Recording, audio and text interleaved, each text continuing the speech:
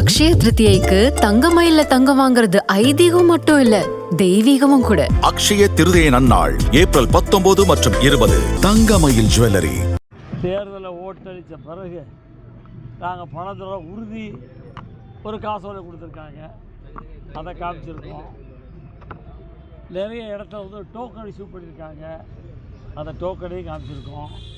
அதான் 1000, 2000, 3000, 4000 இந்த லூஸ் மோடலில் ஒரு படத்தில் சொல்லுவாங்க 1000, 2000, 3000. அந்த மாதிரி என் தொகுதி முழுக்க காசு மழை பொழியுது. மகிழ்ச்சி. என் மக்கள் நல்லா இருக்கட்டும். நாங்கள் எங்கேயும் டிஸ்டர்ப் பண்ணவே இல்லை. அவங்க காசு கொடுக்கறது தவறு இல்லைன்னு சொன்னீங்களாண்ணே? அதே காசு கொடுக்க தப்புன்னு சொல்ல வைக்கத்தான் நாங்கள் காசே கொடுக்கக்கூடாதுன்னு சொல்லிகிட்டு இருக்கிறோம். இந்த கலாச்சாரத்தை முற்றுப்புள்ளி வைக்க வேண்டும் என்பது தமிழக வெற்றி கழகத்தினுடைய முதல் வேலை. எங்கள் தளபதி அதைத்தான் சொல்லியிருக்கிறார்.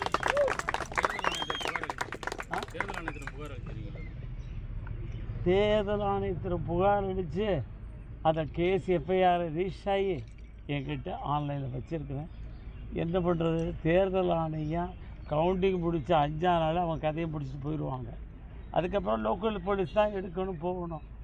அல்லது காவல்துறை பாதுகாப்போடு பணம் விநியோகப்பட்டிருக்காரு.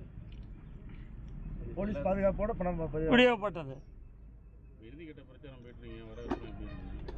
ஐயா, எங்களுடைய வேலை வாக்குகளை சேகரிப்பது. மக்கள் தீர்ப்பை மகேஷன் தீர்ப்பு என்று புரட்சித்தலைவர் எம்ஜிஆர் சொன்னார்கள். அதை நம்பி நாங்கள் போய்கொண்டிருக்கிறோம். எல்லா கட்சியுமே அமௌண்ட் கொடுக்குறாங்க, எக்ஸப்ட் டிவிக்கு. ரெவல்யூஷனாக பார்க்குறீங்களா?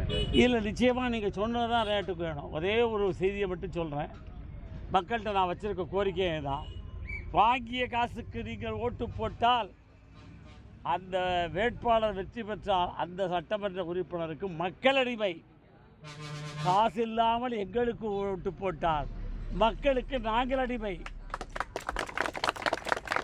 இதுதான் எங்களுடைய நோக்கம். ஜனநாயகமா படநாயகமா பார்த்து விடுவோம் இந்த தேர்தலிலே. Right, thank you.